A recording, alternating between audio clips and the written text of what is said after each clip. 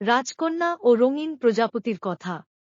অনেক দূরে পাহাড় আর জঙ্গলে ঘেরা এক শান্ত রাজ্যে থাকত এক অপূর্ব রাজকন্যা, রূপলতা।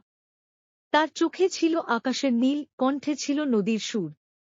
সে বনে জঙ্গলে ঘুরে বেড়াত, ফুলের সঙ্গে কথা বলত, পাখিদের সঙ্গে গান গাইত। কিন্তু তার সবচেয়ে প্রিয় বন্ধু ছিল একটি রঙিন প্রজাপতি। প্রজাপতির ডানায় ছিল হাজার রঙের ছোঁয়া, আর চোখে ছিল বুদ্ধির দীপ্তি। রূপলতা তাকে আদর করে ডাকত রঙিলা। প্রতিদিন রূপলতা আর রঙিলা দেখা করত বনের এক গোপন জায়গায়, এক পাথর ঘেরা শান্ত জলের পাশে। ওরা দুজনে বসে গল্প করত, হাসত, স্বপ্ন দেখত। কিন্তু একদিন রঙিলা হঠাৎ করেই হারিয়ে যায়। রাজকুমারীর বুক ভেঙে যায়। সে রাজ্য ছেড়ে বেরিয়ে পড়ে, বনের ভেতর, গুহার অন্ধকারে, পাহাড় পেরিয়ে খুঁজতে থাকে তার প্রিয় বন্ধুকে।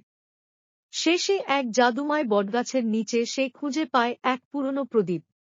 প্রদীপ ছোঁয়ার সঙ্গে সঙ্গে বেরিয়ে আসে ধোঁয়ার মতো এক স্বচ্ছ প্রজাপতি, ঠিক যেন রঙিলা। রূপল তার চোখে জল আসে, সে বলেই ফেলে, তুই কোথায় ছিলি, রঙিলা? তার সেই ভালোবাসা আর চোখের জলই ছিল আসল চাবিকাঠি। মুহূর্তেই ভেঙে যায় শতবর্ষের এক অভিশাপ।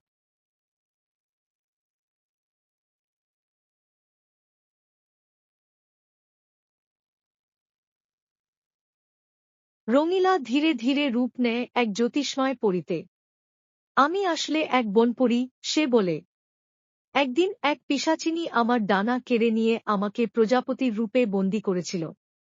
তুই যদি না আসতিস, আমি কখনো মুক্ত হতাম না। রূপলতা আর পরী রঙিলা একসঙ্গে ফিরে আসে রাজ্যে।